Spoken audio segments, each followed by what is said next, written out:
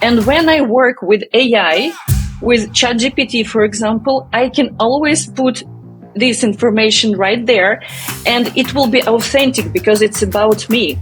You're listening to 15M Mastery, a show that empowers you with insights from the leading iGaming experts to enhance your personal or business performance. The show is brought to you by tech-driven affiliate and media company Already Media, and supported by the AI-powered data analytics platform Blask.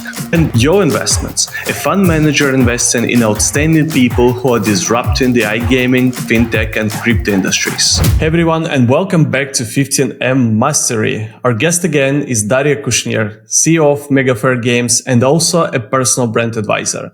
Daria has nearly 10 years of experience in helping leaders find their authentic way to build a personal brand. Today, Daria will explore how leaders can utilize AI to build a personal brand while also remaining human. Welcome, Daria. Hi, everyone. Very happy to be here again, talking again about my favorite topic. Let's dive in. What is the essential data that people need to gather before using AI to write their personal brand content? Actually, it's more about choosing the best and the most convenient for the person tool. And about actually doing the brand book that we were talking also about, because this is what helps, for example, ChatGPT to know you. And my very, very favorite tool is ChatGPT. And he knows me very well. How I do it? I actually put all my brand book, everything I know and everything I did about myself, I uploaded it there. And it should be very structured, like we know how to communicate with AI. It should be structured, it should be very to the point, and it should be understandable. So actually, this is what I'm doing for AI to understand me, and it will help it to build anything I want after it. So it's like some first steps to do. Any particular formats, like are these like texts, audios, interviews, like any recommendations here? I have like my own system. I have Notion where I gather everything about myself. I have a kind of a summary from my brand book. I have prompts that I'm using. And in this Notion, I'm also putting insights. Notion in my on my phone, it's on my laptop. When I'm studying, when I'm doing something, if I have an insight, I'm putting it there in Notion. And when I work with AI, with ChatGPT, for example, I can always put this information right there, and it will be authentic because it's about me. So it's not something that ChatGPT made for me. It's something that I just put, and it just helps me to, I don't know, for example, I'm having a thought and I'm having an insight. I'm writing it down. Then when I have time, I love talking to ChatGPT. I put my headphones on and I start talking like, hey, I have an idea, right? For example, a LinkedIn post. And I start with very, very simple words explaining my thoughts. Sometimes it's not structured. Something is like a thought flow. And in most cases, it's on my first language because it's more easier for me to think like this. And after I say everything I want, I ask him or it, I call him, okay, but I ask it to make a structure of what I've just said. And sometimes what I like, it finds behind my words something that I couldn't see. So, and sometimes it makes my thoughts even deeper and highlights something that I haven't seen before. Like when I was making this insight, when I was describing it, sometimes ChatGPT can help to understand your own insight even deeper and connect it to your values, by the way, to everything that you're doing, to the communication strategy. Yeah, I really like it. And what kind of, types of content can leaders create using AI as an output of everything you just mentioned? Actually, I think a lot of stuff. What honestly I do, I use ChatGPT as a content creator in terms of text. And as I've already mentioned, I'm talking to ChatGPT, given it everything I think, and it helps me to create very authentic article, posts, whatever. Ideas, by the way, when you have an idea, for example, and you have I have an idea, but I don't know how to connect it to something. I need one particle that is not enough for this idea. It helps you with this. And this is what is amazing. And I also use AI for videos. I love AI twins. I don't know. Somehow it helps me to stay myself and put in the words, of course, that I would use, but I don't need to spend time on putting myself in front of the camera, putting something on me, like trying to make several versions of the video, whatever. I just need my thought, and I can put it into the mouth in words of my AI twin. And I know there are a lot of tools for that. I know most popular, I think, is HeyGen, but I'm not that professional. I know how to use it, but honestly, I don't have time for it. I use Captions, Captions Pro version. It helps you with the small AI twin videos, and actually with captions, with everything. So this AI tool is definitely one of my favorites. It's on my phone and I'm doing it very easily. Nice. I never heard about a tool like that, so definitely gonna give it a try. Thanks a lot for the shout out. Okay, so it feels like content pieces is doable as far as I understood, but how do you create a calendar or a strategy that feels authentic and personal? It's all about research as well. So before putting the calendar, you have to do a research. Like, it's about research and strategy. So when I'm thinking about the calendar, the content calendar, I need to research actually the topics in more details, because I don't want to sound very flat, very shallow, just like having one of thousands ChatGPT posts. And for example, for research, I love Perplexity because sometimes I need some proof of what I am thinking and saying, but I can't come up top of mind. Where did I see it or hear it? So I ask Perplexity to find something, article or something that will prove, for example, this or that thought. And it helps me to build my content more, I would say, substantial in terms of actually content itself and the value. And this is how I do it. So I research. Of course, it starts from what I would like to talk about. Everything goes from me, or it can go from communication strategy that a company has.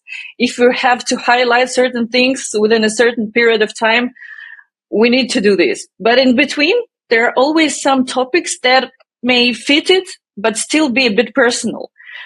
So I'm just putting it down myself, sometimes asking ChatGPT, what can else you would suggest just on these topics? What can I speak about? You already know me, and he does. So actually, this is how I map it.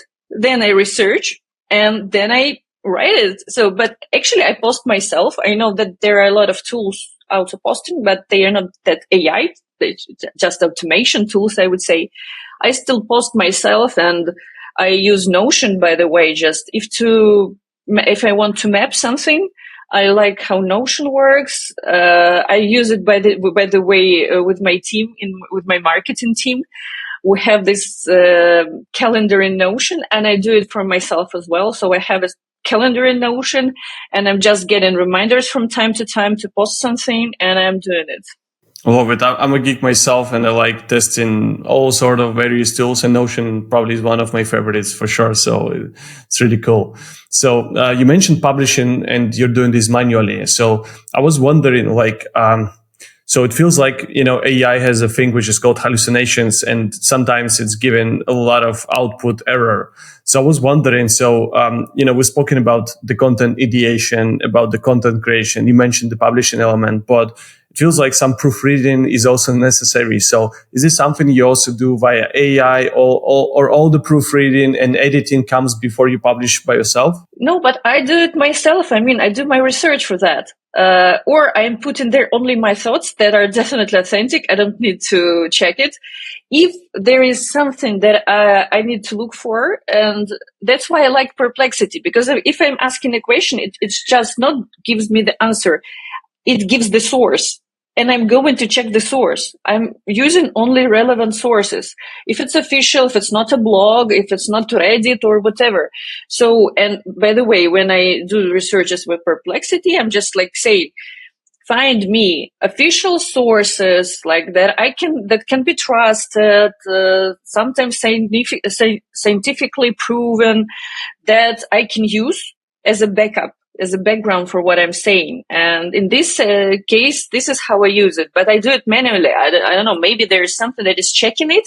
AI checking AI, but I'm doing it manually. The only thing that I'm using as a kind of proofreading, I sometimes use I have even it open here, humanizing, humanizer, I guess, something that makes undetectable AI. It's AI humanizer, undetectable AI. It helps to build your text in a more, I would say, human manner. But it's not always, by the way, it's not always the best version. Sometimes it's even shows that my own text is AI. So I'm just sometimes checking on it. I'm checking it and maybe using it, but not always something that is must have.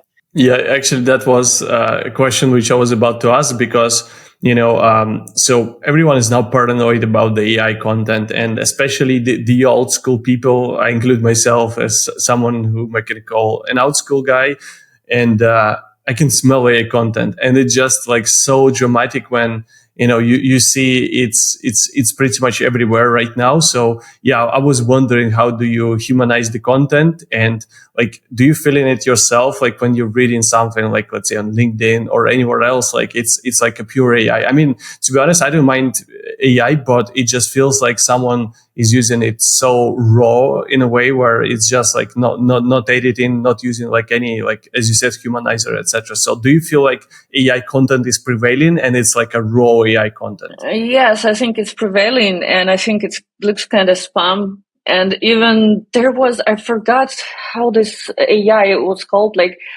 that is for building posts on LinkedIn, and it's in the same format. Everybody was using it. And I don't know, it was fine maybe for a month or so. And then I was just keeping this kind of posts on LinkedIn because they were all the same. Nothing really authentic. So that's why I'm a humanizer myself. So I read what it writes. Sometimes I don't like the wording, even in English, because I can feel this language a bit and I can change the wording. I can change the meaning. So I'm a humanizer. Yeah, makes a lot of sense. So just to finish that chapter, so you mentioned that particular tool. You also mentioned this, I think, Captions AI. So maybe you can tell us, like, what are your absolute top 5 tools when it comes down to AI content generation? Definitely ChatGPT, because it also gives me ideas about how to put an even visual. For example, if I'm doing visuals myself, I'm doing it in Canva. By the way, Canva also has AI, but I don't know, somehow I'm not still very fond of it. So my number one is ChatGPT. When it's having some issues or something, I can also use Audio. I can sometimes use Gemini. The best tool for me for research, as I've told you, Perplexity. I also like my mind vision. I think it's like this. It helps you to build mind maps in a very easy way from any topic. And this is the way maybe my brain works. And I like something that works like my brain.